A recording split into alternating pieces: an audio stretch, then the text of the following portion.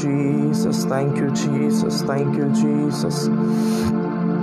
Thank you, Lord. Thank you, Lord. Thank you, Lord. Thank you, Master. Thank you, Master. Thank you, Master. We praise you, Jesus. We praise you, Jesus. We praise you, Jesus. We praise you, Jesus. We adore your name, Lord Master. We glorify your name, Lord. We thank you, Jesus. Hallelujah. We praise your name. We praise your name. We praise your name. We praise your name. We praise your name. Thank you, Jesus. Hallelujah. Hallelujah. Hallelujah. Hallelujah. Hallelujah. Thank you, Lord. Thank you, Master. Thank you, Master. Thank you, Master. Thank you, Jesus. We worship you, Lord. We adore you, Lord Jesus. We magnify your name, Lord Jesus. We glorify your name, Lord. We exalt your name, Lord Master. You are the King of kings and the Lord of lords, Lord. परमेश्वर पिता, झुकते हैं हम आपके सामने। तू ही है जो हमें बनाता है, तू ही है जो हमें चलाता है। परमेश्वर राजा, एक और बार आपकी उपस्थिति में आते हैं। परमेश्वर, हमें तू ग्रहण कर। परमेश्वर राजा, हम जैसे भी हैं हम आपके हैं। परमेश्वर, हम जैसे भी हैं हम आपके हैं। परमेश्वर राजा, yes Lord, thank you Jesus.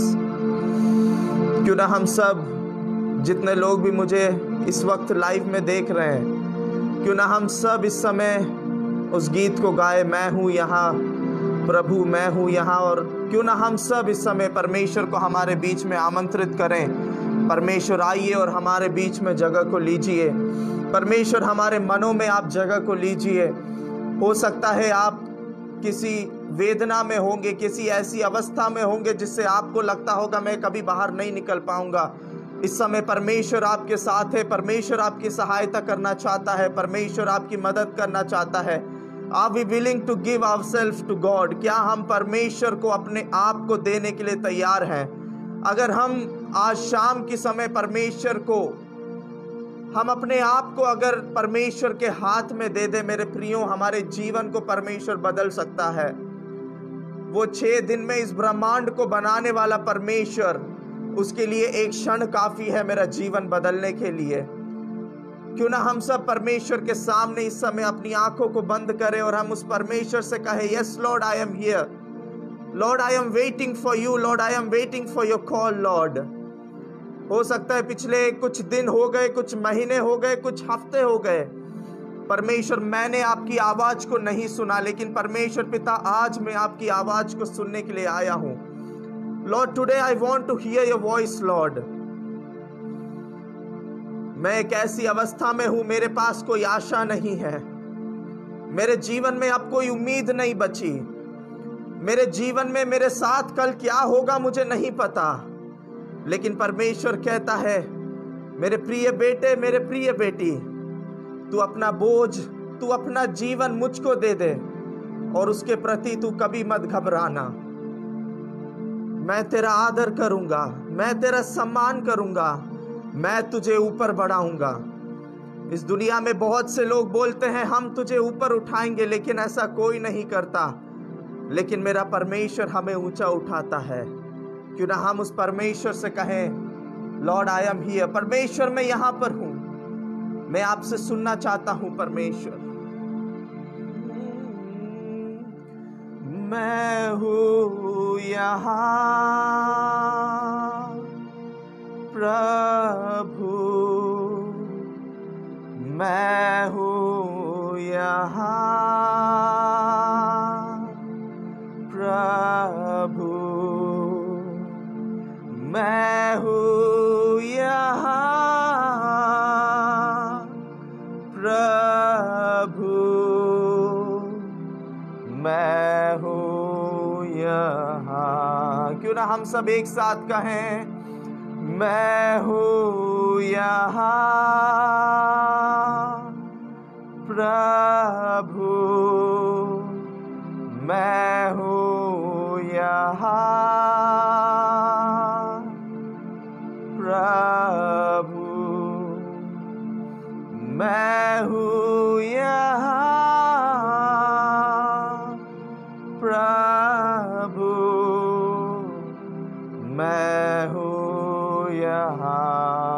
Let us sing, here I am. Here I am. Oh Lord, here I am. Oh Lord, here I am. Oh Lord, here I am. धन्यवाद परमेश्वर इस सुंदर दिन के लिए। परमेश्वर पिता, एक और सुंदर दिन तूने हमारे जीवनों में दिया ताकि हम तेरी स्तुति कर सके। परमेश्वर, एक और दिन तूने हमारे जीवन में दिया ताकि हम तेरे गुणानुवाद कर सके। परमेश्वर, ये हमारी कोई महानता नहीं, ये हमारे अंदर कोई खूबी नहीं कि आज का दिन हम देख सकते हैं, लेकिन परमेश्वर ये सिर्फ आपकी दया है, ये सिर्फ आपका अनुग्रह है जो आज का दिन हमारे जीवन में है। परमेश्वर पिता, एक और दिन, एक और नया हफ्ता, एक और नया महीना, एक और नया साल तूने हमारे सामने दिया ताकि हम तेरी स्तुति कर सके, ताकि हम तेरे गुणानुवाद कर सके। परमेश्वर, एक और बार परमेश्वर राजा तेरे सामने हम अपने आप को झुकाते हैं। परमेश्वर पिता, हम कुछ भी नहीं है, हम मानते हैं परमेश्वर, सारी महिमा तुझे मिलने पाए। परमेश्वर राजा, सारा आदर तुझे मिलने पाए। परमेश्वर पिता, क्योंकि तू उसके योग्य है। For you are able, Lord. तू हमारी परिस्थितियों को बदलने वाला परमेश्वर है। हमारे सारे अनादर को हटाकर हमारे जीवन में आदर को आदर करने वाला परमेश्वर है। हमारे जीवन से सारे पाप को हटाकर हमारा जीवन शुद्ध करने वाला परमेश्वर तू है। हमारी सारी आशाहीन रहित जीवन को हटाकर हमारे जीवन में आशा देने वाला तू है। प्रभु, हम तेरे सामने झुकते हैं। परमेश्वर पिता, we honor you, Lord. We honor you, Master. परमेश्वर पिता, जितने लोग भी देखते हैं, जितने लोग आगे जुड़ेंगे, सभी को आपके हाथों में सौंपते हैं। आप हमारे जीवनों से महिमा लीजिए। प्रभु यीशु मसीह के नाम से मांगते हैं, amen, amen, amen. Hallelujah, praise the Lord. मैं परमेश्वर को धन्यवाद करना चाहता हूं। परमेश्वर ने यह सुंदर मौका मेरे जीवन में दिया कि एक और बार मैं परमेश्वर के जीवित कलाम से बांट सकूं, और ये मेरे लिए बहुत ही सौभाग्य की बात है कि आज इस Facebook page mission of God में मेरे बहुत ही करीबी और मेरे बहुत ही प्रिय भाई ने मुझे ये मौका दिया। भाई आशीष का भी मैं धन्यवाद देना चाहता हूँ, जिन्होंने मुझे ये अवसर दिया कि उनके पेज में आकर मैं परमेश्वर की स्तुति कर सकूं, परमेश्वर का गुणानुवाद कर सकूं। क्या ही मनोहर बात है, क्या ही खुशी की बात है जब हम एक साथ मिलकर परमेश्वर की आराधना करते हैं। चाहे हो सकता है जितने लोग मुझे इस समय देख रहे हैं या जितने लोग मुझे आगे देखेंगे, हो सकता है आप लोग मुझे नहीं जानते होंगे या मैं आपको नहीं जानता होऊंगा, लेकिन कितनी अच्छी बात है कि हम लोग इस छोटे से दुनिया में रहकर एक दूसरे को नहीं जानते, लेकिन हमारा बनाने वाला परमेश्वर हम सबके नाम से हमें जानता है। वो जानता है हमारा कल कैसा था, वो जानता है हमारा आज कैसा है, और वो ये भी जानता है कि हमारा कल कैसा होगा। इसीलिए मैं हमेशा कहता हूं, हमें घबराने की जरूरत नहीं है, क्योंकि जिसके हाथ में मेरा भविष्य है, जिसके हाथ में मेरा फ्यूचर है, वो एक भरोसेमंद, वो एक विश्वास योग्य परमेश्वर है। वो मुझे कभी बीच रास्ते में छोड़कर नहीं जाएगा, वो मुझे कभी अनाथ नहीं छोड़ेगा, वो मुझे कभी धोखा नहीं देगा, लेकिन वो परमेश्वर सदैव मेरे साथ रहने वाला परमेश्वर है। कितने लोग विश्वास करते हैं मेरा परमेश्वर मुझे कभी धोखा नहीं देने वाला परमेश्वर है। मैं इन बातों को ऐसे ही नहीं कह रहा, मेरे जीवन में मैंने अनुभव किया है। जिस प्रकार भजनकार कहता है, चाहे मैं घोर अंधकार की तराई में से भी होकर चलूं, मैं हानि से ना डरूंगा। इसलिए नहीं कि मेरे पास एक मशाल है, इसीलिए नहीं कि मैं अच्छे बड़े पॉलिटिशियंस को जानता हूं, इसीलिए नहीं कि मेरे बड़े बड़े लोगों के साथ उठना बैठना है, इसीलिए नहीं कि मेरे पास बहुत सारी धन संपत्ति है, लेकिन इसीलिए क्योंकि मैं जानता हूं मेरे साथ साथ कौन चलता है, मैं जानता हूं मेरे साथ साथ कौन रहता है, मैं जानता हूं मेरा हाथ पकड़कर कौन चलता है। जब मैं थक जाता हूं, जब मैं निराश हो जाता हूं, जब मैं हताश हो जाता हूं, जब मैं अपने जीवन में गिर जाता हूं, टूट जाता हूं, बिखर जाता हूं, जब मेरे पास कोई आशा नहीं होती, जब मैं एक आशा रहित जीवन को जीता हूं, तब मेरा परमेश्वर मेरे पास आता है। मेरा परमेश्वर मुझे गले से लगाता है और मेरा परमेश्वर मुझसे कहता है, मत डर क्योंकि मैं तेरे साथ हूं। Do not fear for I am with you. मैं जब मुझे यह संदेश मिला कि मुझे वचन देना है, मैं बहुत ही उस समय बिजी शेड्यूल में था, लेकिन कल जब मैं परमेश्वर के वचनों को लेकर बैठा, परमेश्वर ने मुझसे कुछ बात करना शुरू किया और वो कुछ ये था, बहुत से ऐसे लोग हैं आज हमारे देश में जिनके पास आशा नहीं है। बहुत से ऐसे लोग हैं जो आशा खो चुके हैं, जो निराश हैं, जो हताश हैं। मैं उनसे बातचीत करना चाहता हूं, मैं उनके साथ कुछ वक्त बिताना चाहता हूं। और ये वो समय था जब परमेश्वर ने मुझसे बातचीत करना शुरू किया और मैं कुछ ही शब्दों में आपको बताऊंगा मेरे परमेश्वर ने मुझे क्यों चुना, ताकि मैं आपको क्या दे सकता हूं, मैं आज क्यों इस पेज पर आया हूं और मैं आपके लिए परमेश्वर के संदेश में से क्या लेकर आया हूं। मैं आज अपना संदेश बताने के लिए नहीं आया। आप लोग देख सकते हैं इस पेज पे मैंने कहीं पर भी अपना नाम मेंशन नहीं किया है, क्योंकि मैं अपना संदेश सुनाने नहीं, मैं परमेश्वर का संदेश सुनाने आया हूं। मैं अपना नाम बताने के लिए नहीं, मैं उस परमेश्वर का जीविता नाम आपके पास तक लेकर आया हूं, क्योंकि उस परमेश्वर ने मुझे इसीलिए चुना है। परमेश्वर का जब स्वर्गारोहण हो रहा था, परमेश्वर ने एक ही चीज बोला, तुम जगत के अंत तक जाओ और मेरे सुसमाचार को सुनाओ। अपना नाम कमाओ कहीं पर नहीं लिखा, पैसा कमाओ कहीं पर नहीं लिखा, सिर्फ एक ही चीज बताई, तुम जाओ और सुसमाचार को फैलाओ। वही सुसमाचार मैं आपके पास लेकर आया हूं। परमेश्वर का शुभ संदेश मैं आपके पास लेकर आया हूं। संदेश बहुत से लोग लेकर आते हैं, लेकिन वो शुभ नहीं होता। मैं एक शुभ संदेश लेकर आया हूं। I have brought to you a good news. मैं एक शुभ संदेश आपके पास लेकर आया हूं। बहुत से लोग हैं जो अपने जीवनों में हताश हैं। जब इन सारी अवस्थाओं को हम अपने जीवनों में देखते हैं, कहीं पर कोरोना है, कहीं पर कुछ अलग महामारी है, कहीं पर मौत है, कहीं पर लड़ाइयां हैं, कहीं पर युद्ध है, कहीं पर शांति नहीं है, अशांति है, कहीं परिवारों में चैन नहीं है, सुख नहीं है। बहुत से परिवारों के अंदर लड़ाई है, देश देश में लड़ाई है, सुनामी है, उपद्रव है, क्लेश है। इन सारे परिस्थितियों में हमारा एक छोटा सा सवाल जो कि हम परमेश्वर से पूछते होंगे, क्या परमेश्वर तू मुझे भूल गया? क्या परमेश्वर तूने मुझे छोड़ दिया? क्या परमेश्वर तू अब मेरे जीवन में कार्य नहीं करता? या फिर क्या परमेश्वर तू मुझसे अब प्यार नहीं करता? परमेश्वर कहता है, मैं तुझसे प्यार करता हूं।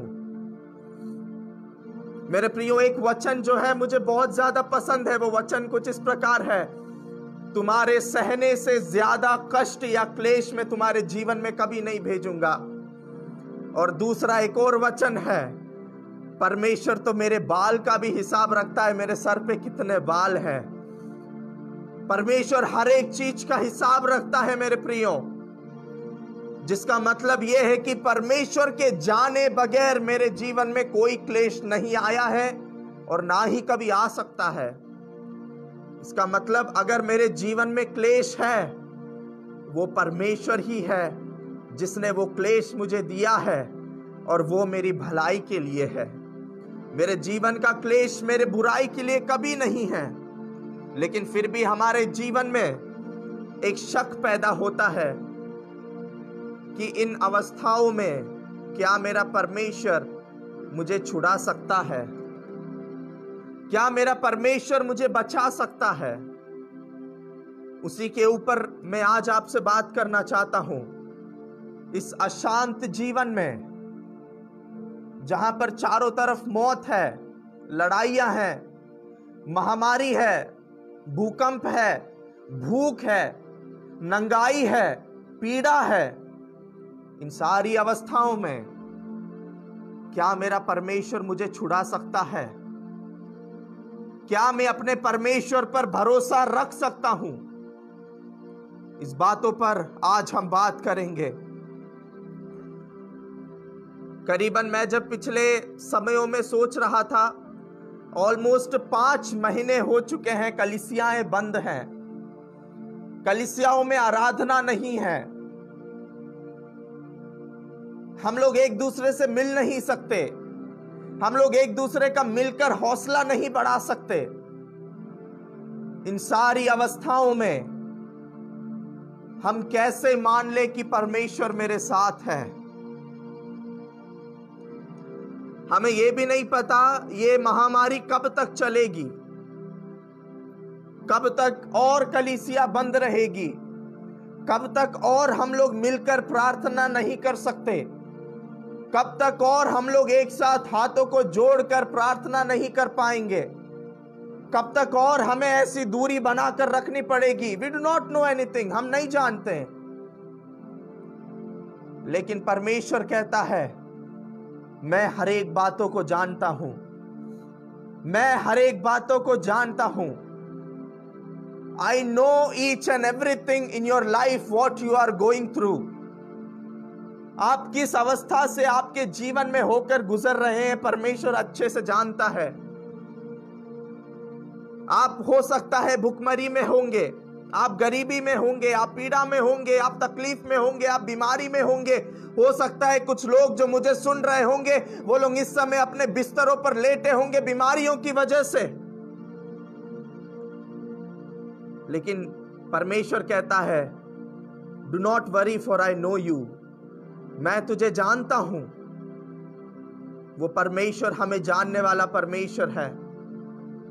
मुझे मेरे फ्यूचर को लेकर, आज क्योंकि सारे स्कूल्स बंद है, सारे कॉलेजेस बंद है, मुझे अपने फ्यूचर को लेकर कोई डर नहीं, मुझे अपने जॉब को लेकर कोई डर नहीं, मुझे अपने बिजनेस को लेकर कोई डर नहीं। पता है क्यों?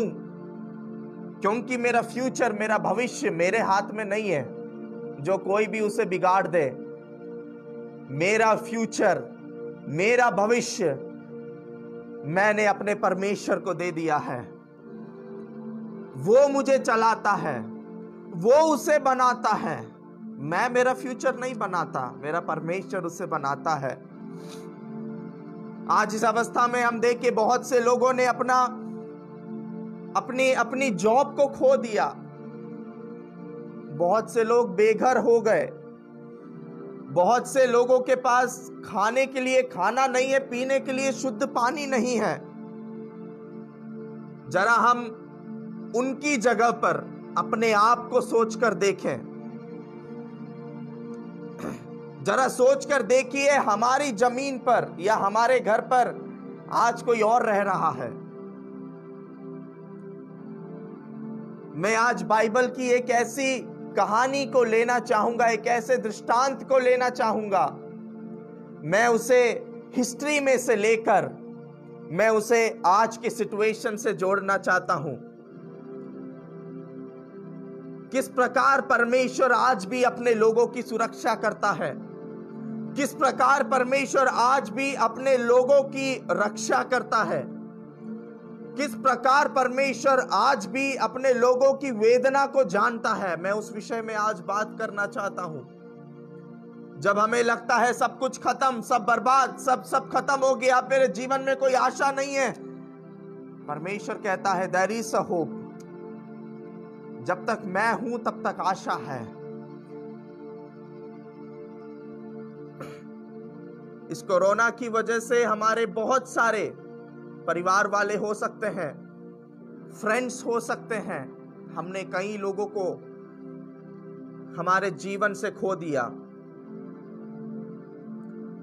बहुत सारे हमारे जान पहचान वाले ऐसे थे जिनको अब हम हमारे जीवन में जीवित रहते हुए कभी नहीं देख पाएंगे।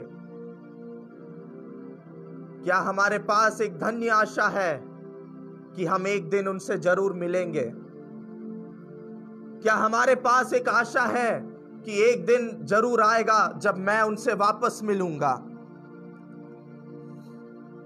आज का जो संदेश मैं आपके लिए लाया हूं, वो संदेश मैं उस बेबीलोनियन कैप्टिविटी में से लेकर आया हूं, जब इस्राएली लोगों को बंदवाई में बेबीलोन में लेकर गए थे, और वहां से वो लोग किस प्रकार अपने जीवन को उन्होंने बिताया था। एजेकिएल की पुस्तक हम लोग जब पढ़ते हैं, हमें एक चीज बड़ा स्पष्ट रीति से समझ में आता है कि एजेकिएल एक भविष्यवक्ता है जिसको परमेश्वर ने भेजा है ताकि वो अपने लोगों को छुड़ा सके, यानी कि एजेकिएल परमेश्वर के लोगों को छुड़ा सके और बचा सके। लेकिन यहां पर कॉन्टेक्स्ट थोड़ा अलग है। जब मूसा परमेश्वर के लोगों को बचाने गया था, लोग जीवित थे। जब यहोशू लोगों को संभालने गया था, लोग जीवित थे। जब दानिएल गया था, जब दाऊद गया था, जब यहोशू गया था, लोग जीवित थे। लेकिन जब हम लोग एजेकिएल के बारे में पढ़ते हैं तो एजेकिएल आज एक ऐसे असमंजस में है, उसे नहीं पता मुझे क्या करना चाहिए, क्योंकि जो लोग उसके सामने हैं वो जीवित नहीं है। एजेकिएल लगभग 70 साल का हो चुका है जब उसके पास परमेश्वर का यह संदेश आया कि तुम जाओ और मेरे लोगों को छुड़ाओ।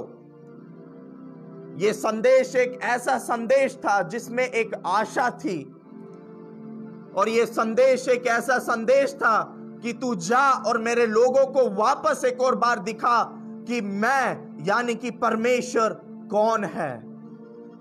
क्योंकि परमेश्वर उस समय, लोग उस समय जीवित परमेश्वर को भूल चुके थे। वो लोग नहीं जानते थे हमारा परमेश्वर कौन है। बहुत चंद लोग ऐसे थे जो जीवित परमेश्वर को जानते थे, बाकी सब लोग दूसरी आराधनाओं में लग गए थे। लेकिन यहां पर एजेकिएल जब जाता है तो परमेश्वर का एक स्पष्ट वचन उसके पास आता है, तू जा मेरे लोगों के पास और उनको बता कि मैं आज भी जीवित हूं। तू जा और उनको बता कि तेरा परमेश्वर, उनका परमेश्वर और इस्राएलियों का परमेश्वर आज भी जीवित परमेश्वर है। उसने जो चमत्कार उन इस्राएली लोगों के साथ किया था मिस्र में, मैं वही परमेश्वर हूं, मैं वही सामर्थी परमेश्वर हूं, मैं उसको भूला नहीं हूं। परमेश्वर ने एक और बार याद दिलाने के लिए वो वहां पर अपने दास एजेकिएल को वहां पर भेजता है। पढ़ने के लिए बहुत कुछ है। एजेकिएल 37वां अध्याय 1 से लेकर 14 तक, एजेकिएल चैप्टर 37 वर्स 1 to 14। मैं ये समय नहीं लेना चाहता पढ़ने के लिए। आप लोग अपने घरों में या आप लोग जहां कहीं पर भी है इसको पढ़ सकते हैं। बहुत से लोग इसको बहुत अच्छी रीति से जानते भी होंगे, जिसका शीर्षक कुछ इस प्रकार है, एजेकिएल एंड द ड्राई बोन्स। एजेकिएल और वो सूखी हड्डियां। एजेकिएल और वो सूखी हड्डियां। मैं जस्ट इमेजिन कर रहा था, मैं जस्ट सोच रहा था, अगर हमारे सामने ऐसी एक अवस्था आ जाए कि परमेश्वर हमें एक हड्डियों के झुंड के सामने भेजे और कहे क्या ये जीवित हो सकते हैं, हमारा उत्तर क्या होगा। मैं ऐसा सोच रहा था और बहुत ही फनी आंसर्स मेरे सामने आ रहे थे। लेकिन यहां पर जब हम देखते हैं, मैं कुछ हिस्ट्री में से कुछ बातों को कहना चाहूंगा, उसके बाद में मैं आज के सिचुएशन के विषय में मैं आप लोगों से बात करूंगा। इस्राएली लोगों के बारे में अगर हम लोग देखें तो इस्राएली लोग अपने ही देश से, अपने ही जमीन से, अपने ही घरों से बहुत सालों से, बहुत वर्षों से दूर हो चुके हैं। सिर्फ वो लोग अपने घरों से दूर नहीं है, लेकिन वो लोग धीरे धीरे अपने परमेश्वर से भी दूर होते जा रहे हैं। जब हम लोग इस्राएली लोगों को मिस्र में देखा जाए, 430 वर्ष तक जब वो लोग उस गुलामी में थे, पहली पीढ़ी को याद था हमारा परमेश्वर कौन है, दूसरी पीढ़ी को याद था हमारा परमेश्वर कौन है, लेकिन जैसे जैसे पीढ़ी आगे बढ़ती गई वो लोग धीरे धीरे परमेश्वर को भूलने लगे। 430 साल में एक वर्ष ऐसा आया जब वो लोग परमेश्वर को पूर्ण रीति से भूल गए और परमेश्वर सिर्फ एक नाम के लिए उनके दिमाग में बस गया। परमेश्वर उनके लिए सिर्फ एक नाम था, बस, उसके अलावा और कुछ नहीं।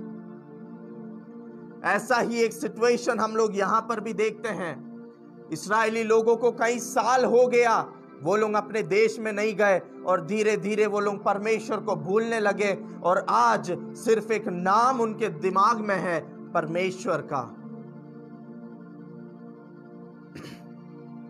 आज भी अगर हम देखें, आज के समय की इस्राएलियों की मैं अगर बात करूं, आज भी वो लोग अपने देश इस्राएल से दूर हैं। आज भी वो लोग अपने देश में जाने के लिए तरस रहे हैं, लेकिन वो लोग अपने देश नहीं जा पा रहे। उनका एक भव्य मंदिर हुआ करता था जहां पर वो लोग परमेश्वर की आराधना किया करते थे। एक पहाड़ के ऊपर एक बहुत बड़ा मंदिर उनका था। आज वहां पर वो मंदिर नहीं है मेरे प्रियो, आज वहां पर वो मंदिर नहीं है। कहां गई वो बातें, कहां गई वो परमेश्वर की आराधना, कहां गई वो सारी बातें जो परमेश्वर को भाती थी? कहां गया वो परमेश्वर के लिए प्रेम? कहां गई वो परमेश्वर की श्रद्धा? कहां गई वो परमेश्वर के लिए एक सॉफ्ट कॉर्नर जो हमारे पास था? अब लोग परमेश्वर की आराधना नहीं करते, लोगों के पास समय नहीं है। परमेश्वर आज भी चाहता है कि लोग मेरी आराधना करें। क्या हम सचमुच परमेश्वर की आराधना करते हैं? स्वर्ग में परमेश्वर ने जब स्वर्गदूतों को बनाया, उन्हें 3 भागों में परमेश्वर ने विभाजित किया। सबसे पहला भाग था मैसेंजर, जो कि संदेश को पहुंचाता था। दूसरा भाग था लड़ाई करने वाला, युद्ध करने वाला, जिसको हम अच्छे से जानते हैं, गब्रिएल और मिखाएल। तीसरा स्लॉट, क्योंकि लूसीफर को वहां से नीचे फेंक दिया गया, तीसरा स्लॉट खाली था।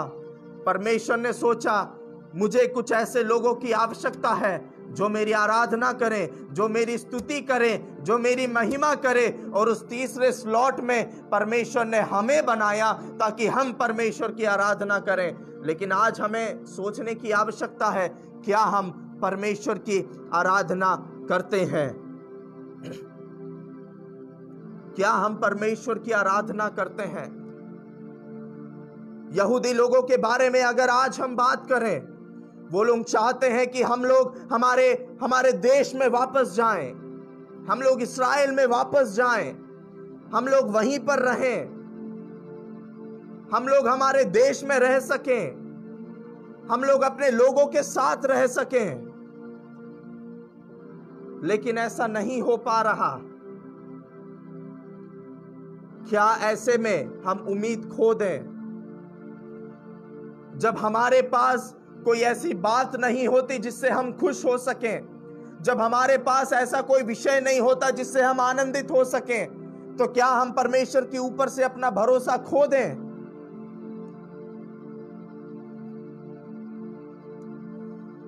एक रफ अंदाजा लगाया जाए तो कम से कम 2600 वर्ष हो चुके हैं।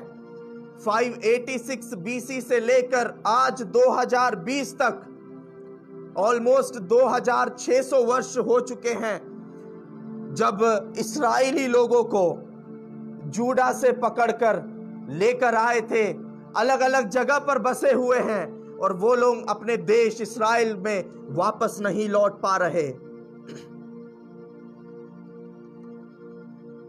क्या ऐसी ही एक अवस्था हमारी भी है?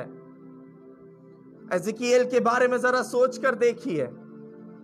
वो एक ऐसे जगह पर खड़ा हुआ है जहां पर वो किसी को नहीं जानता, जहां पर वो किसी से बात नहीं कर सकता, जहां पर वो किसी शेयर कर सकता, जहां पर वो अपना कहने के लिए उसके पास वहां पर कोई नहीं है। और अगर हम ध्यान से उसका पहला और दूसरा आयत पढ़ेंगे, वहां पर साफ रीति से लिखा है, एज़ेकिएल उनको सूखी, बहुत सूखी हड्डियां कह रहा है, जिसका मतलब बहुत साल बीत चुके हैं जब वो लोग यहां पर पड़े हुए हैं। बहुत साल बीत गए जब वो लोग पड़े हुए हैं। कोई बचाने वाला नहीं, कोई छुड़ाने वाला नहीं। बहुत साल हो गए वहीं पर हैं वो लोग। क्या हमारी अवस्था भी ऐसी है? 5 महीने हो गए कलीसिया बंद है, हम लोग आपस में एक दूसरे से मिल नहीं पा रहे, हम लोग आपस में एक दूसरे के लिए प्रार्थना नहीं कर पा रहे, हम लोग बहुत ही ज्यादा हमारे जीवन में टूटे हुए हैं, हम लोग हमारे जीवन में बहुत ज्यादा निराश हैं, हताश हैं, हम लोग थकान है हमारे जीवन में। क्या ऐसी एक अवस्था में हम लोग गुजर रहे हैं? क्या हमारा जीवन भी उन सूखी हड्डियों के समान हो चुका है जिसमें कोई जान नहीं है, जिसमें कोई श्वास नहीं है? क्या हमारा जीवन भी उस प्रकार का हो चुका है मेरे प्रियो? लेकिन आज आपके लिए एक शुभ संदेश है। जिस प्रकार उस सूखी हड्डियों को उठाने के लिए परमेश्वर ने एक एज़ेकिएल को भेजा, उसी प्रकार आज आपके जीवन को उठाने के लिए परमेश्वर जरूर किसी ना किसी को आपके जीवन में भेजेगा। मेरा परमेश्वर हमें कभी अकेला छोड़ने वाला परमेश्वर नहीं है। मेरा परमेश्वर कभी हमें अकेला देखकर छोड़कर चले जाने वाला परमेश्वर नहीं है। बहुत से लोग ऐसे होते हैं, लेकिन मेरा परमेश्वर ऐसा नहीं है। वो जब हमें अकेला पाता है वो हमारे पास में दौड़कर आता है। वो जब हमें रोता हुआ देखता है वो हमें गले से लगाता है। वो जब हमें निराश देखता है, हताश देखता है, वो हमें ऊपर उठाता है। जब वो हमें टूटी हुई अवस्था में देखता है वो हमारे आंसुओं को पोंछकर हमें गले से लगाता है। परमेश्वर एक सही समय का इंतजार कर रहा है। हो सकता है आज जब आप लोग मुझे सुन रहे हैं, आपकी आंखों में से आंसू आ रहा होगा। आप लोग सोच रहे होंगे मैं भी एक ऐसी अवस्था से होकर गुजर रहा हूं या रही हूं। मेरे जीवन में भी अशांति है, मेरे जीवन में भी चैन नहीं है, मेरे जीवन में भी संकट है, मेरे परिवार में लड़ाइयां हैं, मेरे दोस्तों के बीच में लड़ाइयां हैं। लेकिन परमेश्वर कहता है तुम्हें घबराने की आवश्यकता नहीं है, क्योंकि मैं तुम्हारे साथ हूं। और परमेश्वर इसीलिए अभी तक रुके हुए हैं क्योंकि परमेश्वर का सही समय अभी तक नहीं आया है। जिस दिन परमेश्वर का सही समय आएगा, आपके हड्डी वाला जीवन वापस से उठकर एक नई सेना बनकर खड़ा हो जाएगा। Just wait for his right time. हम परमेश्वर की उस सही समय का हम इंतजार करें। बहुत जल्द परमेश्वर सही समय को हमारे जीवन में भेजेगा। यहां पर एक ध्यान देने वाली बात है।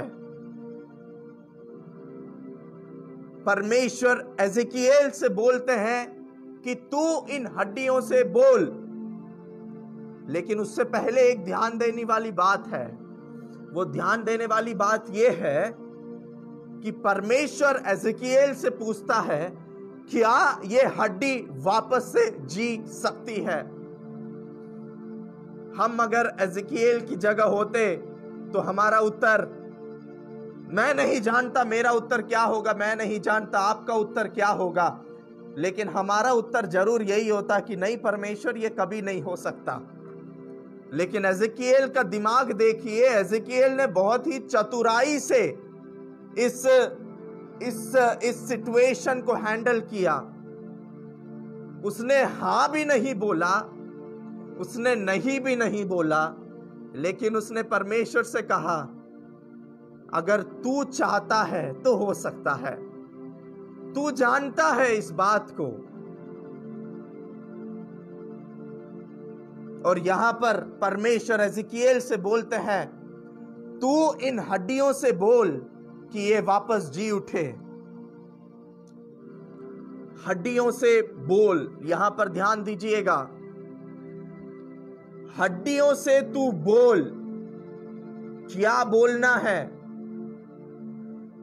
बोलने से पहले सुनना आवश्यक है। तुम जरूर दूसरों के लिए आशीष का कारण ठहरोगे, आमीन। तुम जरूर दूसरों के लिए चंगाई का कारण ठहरोगे, आमीन। तुम्हारे प्रार्थना करने से दुष्टात्माएं भागेंगे, बीमार लोग चंगे होंगे, कैंसर चंगा हो जाएगा, एड्स चंगा हो जाएगा, आमीन। लेकिन उसके पहले हमें कुछ सुनने की आवश्यकता है। परमेश्वर हमसे कुछ कहना चाहता है, हमें सुनने की आवश्यकता है। जब तक हम सुनेंगे नहीं तब तक हम कुछ बोल नहीं सकते। यहां पर एजिकिएल से परमेश्वर कहता है, तू चुप हो जा और तू सुन। मैं यहां पर सोच रहा था परमेश्वर को ऐसे बोलने की क्या आवश्यकता थी।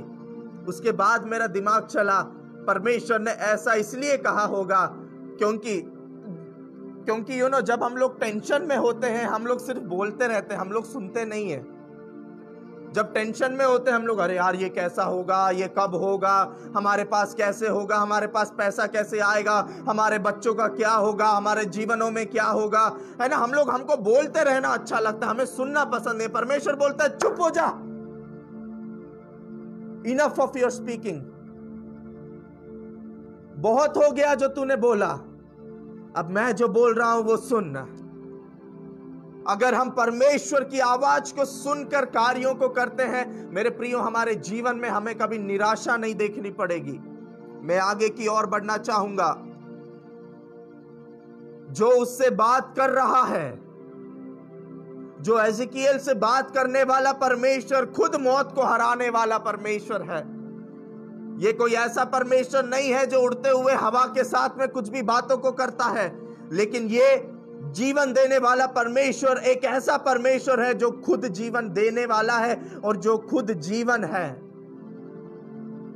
जिसका नाम ही जीवन का परमेश्वर है, जीवनदायी परमेश्वर है, जीवन देने वाला परमेश्वर है और जीवितों का जीवित परमेश्वर है। उसका 5वां पद में हम लोग इसको देख सकते हैं कि वहां पर परमेश्वर कहता है, एक हवा को परमेश्वर भेजता है और उस हवा से धीरे धीरे कर उनकी जो एक मरी हुई अवस्था थी, जो डेड सिचुएशन था, वहां पर परमेश्वर एक जान को देता है। 5वें वर्ष को जब मैं पढ़ रहा था, मेरा ध्यान एकदम से उत्पत्ति उसका 2 अध्याय 7वें पद में गया, जब परमेश्वर ने अपने हाथों से आदम को बनाया, इंसान को बनाया और उसके नथनों में अपने श्वास को फूका। वही एक सेम सिचुएशन परमेश्वर रिपीट कर रहा है। यहां पर ध्यान देने की बात है, एक बार परमेश्वर ने हमें जीवन दिया, हम लोग जीवित हैं, हम लोग परमेश्वर की आराधना करते हैं, हम लोग परमेश्वर की सेवकाई करते हैं। उसके बाद हम लोग क्यों मर गए? उसके बाद हम लोग क्यों एक ऐसी अवस्था में है कि हमारे अंदर जान नहीं है? लेकिन उसके बाद भी परमेश्वर ने छोड़ा नहीं। उसके बाद फिर परमेश्वर आया, उसके बाद फिर परमेश्वर ने वही हालेलुया, परमेश्वर ने वही हालेलुया हवा को वहां पर भेजा ताकि उनमें जान वापस से आ जाए। इतना काफी नहीं हुआ, परमेश्वर ने उनके मांस को जोड़ा, परमेश्वर उनके अंदर जीवन को लेकर आया। उसके बाद उसका 9वां पद में जब हम लोग देखते हैं, वहां पर परमेश्वर एजिकिएल से फिर से कहता है, तू फिर से बोल कि तुम्हारे अंदर जीवन आ जाए, तू फिर से अपनी उस हवा को भेज। तो एजेकिएल परमेश्वर से प्रार्थना करता है और वहां पर वही आत्मा, वही हवा वापस से आती है और उनके जीवनों में श्वास को देती है। बाइबल में इसका वर्णन नहीं है कि पहले वो लोग कौन थे, लेकिन इसका जरूर स्पष्ट रीति से वर्णन है कि परमेश्वर ने उन्हें जीवन दिया और अब वो एक परमेश्वर की सेना है। वो भी अब एक परमेश्वर की सेना है। परमेश्वर हमें वापस से उठाने जा रहा है। परमेश्वर हमें वापस से उठाना चाहता है। आज हमारी अवस्था एक मरी हुई अवस्था होगी। लोग देखकर कहते होंगे, यार तेरे जीवन में अब कुछ नहीं हो सकता, यार तेरे जीवन में अब कुछ नहीं हो सकता, तू अब कभी ऊपर नहीं जा सकता, तेरे जीवन में अब कभी भलाई नहीं आ सकती, तेरे जीवन में अब कभी संपन्नता नहीं आ सकती, तेरे जीवन में अब खुशियां नहीं आ सकती। मेरा परमेश्वर कहता है, I am going to restore you back what you have lost. जो कुछ तुमने खोया है वो मैं तुम्हें वापस लौटाने जा रहा हूं। I am going to make you an army जो मेरे लिए खड़ी रहेगी। मुझे इससे मतलब नहीं है लोग तुम्हारे बारे में क्या कहें, लेकिन मुझे इससे मतलब है मैं तुम्हारे बारे में क्या कहता हूं। मैं आगे की तरफ जाना चाहता हूं, समय मेरे पास बहुत ही कम है। उसके 9वें पद में परमेश्वर ने वापस उस हवा को भेजा। ये हवा वही हवा है जो पवित्र आत्मा को दर्शाती है, which is reflected as holy spirit. और ये वही हवा है जो पेंतिकोस्त के दिन, हालेलुया हालेलुया, प्रेरितों के काम 2 अध्याय 2 पद में जो हवा जो चली थी, ये आमेन वही हवा है। उत्पत्ति में जो हवा चली थी, ये वही हवा है। हालेलुया। मेरा परमेश्वर हमारी मरी हुई अवस्था में अपने पवित्र आत्मा को भेजता है ताकि हमें वापस से जान आ जाए। आज हो सकता है हम लोग निराश होंगे, आज हम लोग हताश होंगे, आज हमें नहीं पता हमारे जीवनों में हमें किस चीज की आवश्यकता है, हमें क्या करने की आवश्यकता है, मैं क्या करूंगा, मैं कहां पर जाऊंगा, मैं कैसे रहूंगा। लेकिन मेरा परमेश्वर कहता है, I am going to restore you back. जो कुछ तूने खोया है मैं तुझे लौटाना चाहता हूं। जो कुछ तूने अपने जीवन में खोया है, I am going to restore you back. इस अकाल के समय में, इस महामारी के समय में जो कुछ तूने खोया है, I am going to restore you back. अय्यूब से पूछे, अय्यूब तुझे बुरा नहीं लगा? तूने इतने सारे जन को खो दिया, तूने अपने पूरी संपत्ति को खो दिया, तूने अपने सारे लोगों को खो दिया। अय्यूब कहता होगा, नहीं मैं नहीं डरता, क्योंकि जिसने मुझे दिया था वो परमेश्वर आज भी मेरे साथ है। ये वस्तु तो कल या परसों खत्म हो ही जाती, लेकिन मेरा परमेश्वर जो इन सारी बातों को मुझे देता है वो आज भी जीवित है और वो आज भी मेरे अंदर काम करता है। ये चीजें तो खत्म हो जाती, मेरे भेड़ बकरी तो कल वैसे ही मर जाते, मेरा धन संपत्ति वैसे ही एक न एक दिन खत्म हो जाता, लेकिन उन सबको देने वाला परमेश्वर मेरे साथ रहता है। My God is going to restore back everything. I am not going to be a failure anymore, but my God is going to make me victorious. मैं अब एक हारा हुआ व्यक्ति नहीं हूं, लेकिन मेरा परमेश्वर मुझे विजयी बनाएगा। मेरा परमेश्वर मुझे विजयी बनाएगा। मेरा परमेश्वर मुझे वापस रिस्टोर करेगा। मेरा परमेश्वर मेरे खोए हुए जीवन में वापस जान को डालेगा। आज हो सकता है मैं उस हड्डियों के समान किसी काम का नहीं हूं, लेकिन मेरे प्रियो, मेरा परमेश्वर वापस से मेरे अंदर जान को डालेगा। मेरा परमेश्वर आपके जीवन में एक एजेकिएल को भेजेगा। मेरा परमेश्वर उस पवित्र आत्मा रूपी हवा को आपके जीवनों में, आपके घरों में, आपके परिवार में भेजने पाए।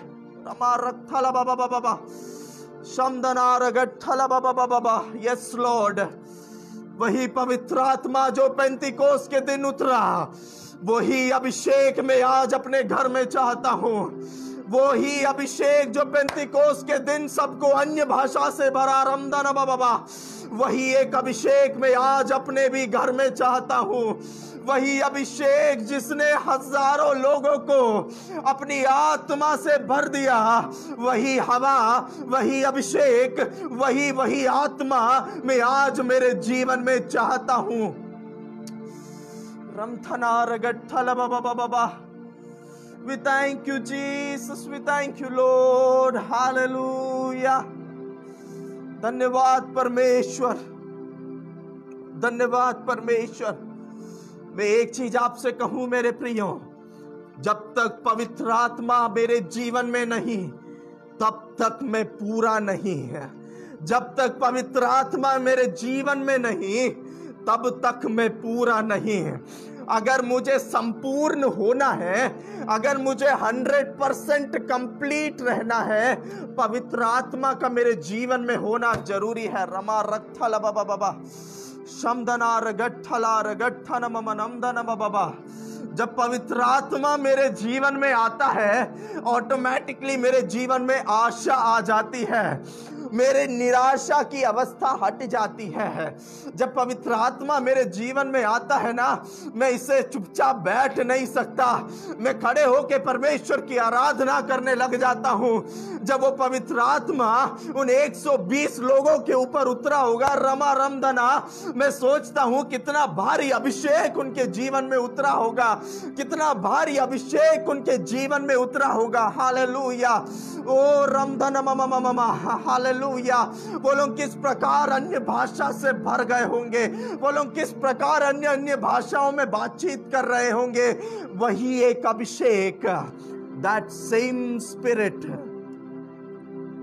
मैं चाहता हूं मेरे जीवन में। कितने ऐसे लोग हैं जो चाहते हैं प्रेरितों के काम 2 अध्याय 2 पद के अनुसार जो आत्मा वहां उस दिन पेंतिकोस्त के दिन उतरी थी, उन 120 लोगों को भरा था, वही अभिषेक, वही सामर्थ आज मैं अपने जीवन में चाहता हूं।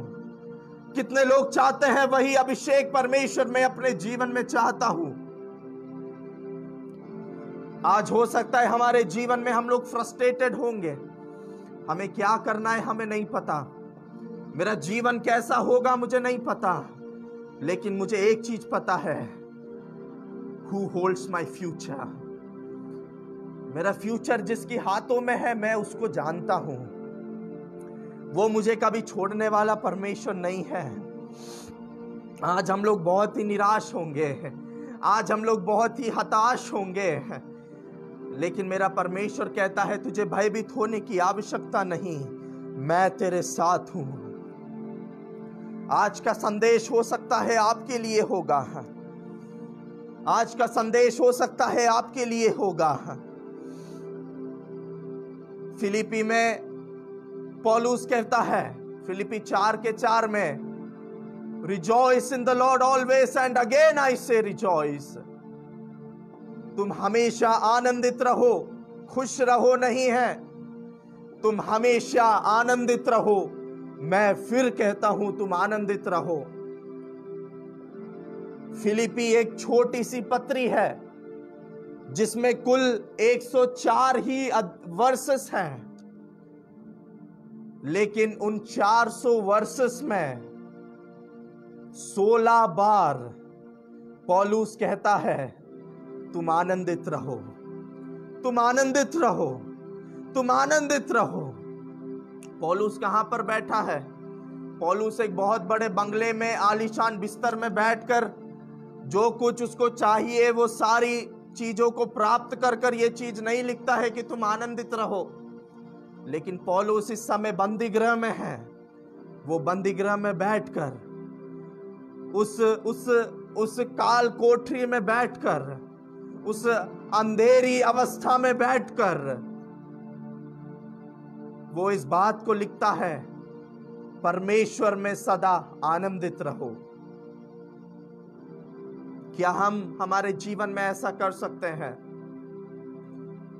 हो सकता है आज शाम के समय आपको आपके सामने पूरी हड्डियों की एक तराई दिख रही होगी।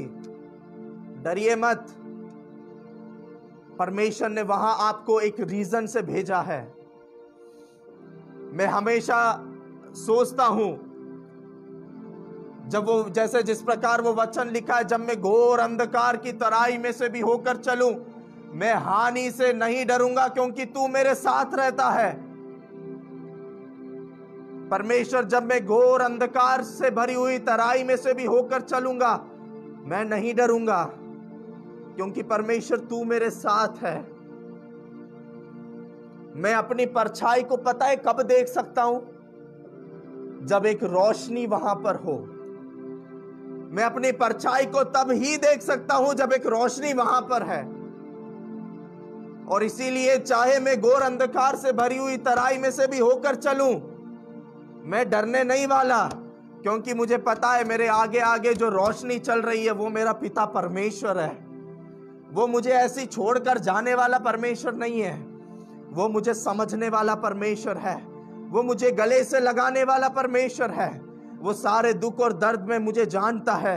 मेरा परमेश्वर मुझे कभी नहीं छोड़ता। इसीलिए आज शाम के समय में आपसे कहना चाहता हूं, हो सकता है आप कैसी भी अवस्था में होंगे, मैं आपको नहीं जानता मेरे प्रियो, आप मुझे भी नहीं जानते होंगे, कोई बात नहीं। जिसका वचन मैंने आपको सुनाया है आप उसको जानते हैं ना, वो बहुत बड़ी बात है। मेरा परमेश्वर को जानना कोई छोटी बात नहीं है मेरे प्रियो। मेरे परमेश्वर को पहचानना कोई मामूली बात नहीं है। अगर आप मेरे परमेश्वर को जानते हैं, उससे बड़ी बात हमारे लिए और कुछ नहीं है। और यही शुभ संदेश परमेश्वर ने मुझे आपके लिए दिया है। क्या है वो शुभ संदेश? चाहे आप घोर अंधकार से होकर गुजर रहे हो, चाहे आप एक ऐसी वादी में खड़े हो जहां पर पूरा हड्डियों का ढेर है, चाहे आप एक ऐसी गुफा में हो जहां पर शेर हो, डरने की आवश्यकता नहीं है। हमेशा परमेश्वर में हम आनंदित रहें, हमेशा हम परमेश्वर में आनंदित रहें। हम हमेशा परमेश्वर से कहते रहें, परमेश्वर तू मुझे आनंदित कर। और एक व्यक्ति अगर काल कोठरी में बैठकर हाथ में जंजीरों को बांधकर भूखा नंगा अगर एक अंधेरे कमरे में बंद होकर इस बात को कह सकता है कि परमेश्वर में सदा आनंदित रहो, उससे तो कितने अच्छे सिचुएशन में आज हम लोग हैं मेरे प्रियो। पौलुस कहता है तुम हमेशा आनंदित रहो। एक दिन आएगा जब हम लोग वापस मिलेंगे। ये महामारी कब खत्म होगी हमें नहीं पता। अगर इस धरती पर नहीं तो उस स्वर्ग में हम एक दिन जरूर मिलेंगे। वहां पर खूब आनंद करेंगे, वहां पर बहुत हम लोग परमेश्वर की आराधना करेंगे, वहां पर हम लोग हमेशा हंसते रहेंगे, वहां पर हम लोग हमेशा गाते रहेंगे, वहां पर कोई निराशा नहीं होगी, वहां पर कोई हमें तोड़ने वाली ऐसी कोई बात नहीं होगी। हम लोग हमेशा खुश रहेंगे। इस धरती पर नहीं तो हम लोग उस स्वर्ग में जरूर मिलेंगे। क्यों ना हम सभी लोग जहां कहीं पर भी हो, 2 क्षण के लिए, 2 मिनट के लिए हम लोग अपनी आंखों को बंद करें। अगर आप लोग ऐसी अवस्था में नहीं है कि आप लोग आपकी आंखों को बंद कर सकते हैं, कोई बात नहीं। मैं आपके लिए इस समय प्रार्थना करना चाहता हूं। प्रिय परमेश्वर राजा, हम एक और बार आपकी उपस्थिति में आते हैं। आपके लोगों को इस समय मैं पिता, पुत्र और पवित्र आत्मा के नाम से आशीषित करता हूं। परमेश्वर, लोग किस अवस्था से होकर गुजर रहे हैं हम नहीं जानते परमेश्वर राजा, लेकिन आप उनको जानते हैं। आप अपनी महिमा को उनके जीवन में प्रकट कीजिए परमेश्वर, ताकि वो जब तक जीवित हैं तेरे नाम का गुणानुवाद करने वाले होने पाए। जितने लोगों ने इस मैसेज को सुना है, जितने लोग बाद में सुनते हैं, उन सभी को मैं आपके हाथों में सौंपता हूं। सारी महिमा आपको मिलने पाए परमेश्वर। अपने दास को तूने इस्तेमाल किया ताकि तेरे वचनों में से बोलने पाए। तूने सामर्थ्य बनाया, इसलिए हम आपका धन्यवाद करते हैं। सारी महिमा, सारा आदर, सारा जलाल, सारी स्तुति हम आपको देते हैं परमेश्वर, क्योंकि आप उसके योग्य हैं। हम कुछ नहीं है परमेश्वर, आप ही सब कुछ है। आप हमें चलाइए, आप हमें संवारिए, हमारे जीवनों में खुशियों को दीजिए, आनंद को दीजिए, ताकि इन परिस्थितियों में भी हम खुश रहने पाए। अभी तक संभाला, धन्यवाद, आगे भी संभालिए प्रभु यीशु मसीह के नाम से। आमीन, आमीन, आमीन। परमेश्वर आप सभी को खुश रखे, परमेश्वर आप सभी को आशीषित करें। मेरी यही प्रार्थना है, आप लोग जहां कहीं पर भी रहें, खुश रहें, आनंदित रहें, परमेश्वर में मगन रहें। हमेशा एक चीज को याद रखिए, दुख हमारे जीवन में टेम्पररी है, वो सिर्फ कुछ समय के लिए है, लेकिन आनंद हमारे जीवन में सदैव रहेगा। हम लोग छोटे छोटे दुख को देखकर उन बड़े बड़े आनंदों को भूल ना जाएं। हम लोग हमेशा प्रभु में खुश रहें, हम लोग परमेश्वर में आनंदित रहें। परमेश्वर आप सभी को संभालने पाए, परमेश्वर आप सभी को सुरक्षित रखने पाए, मेरी यही प्रार्थना है। May God bless you, may God guide you, and may God strengthen you in coming days. Thank you for watching. May God bless you. Amen, amen, amen.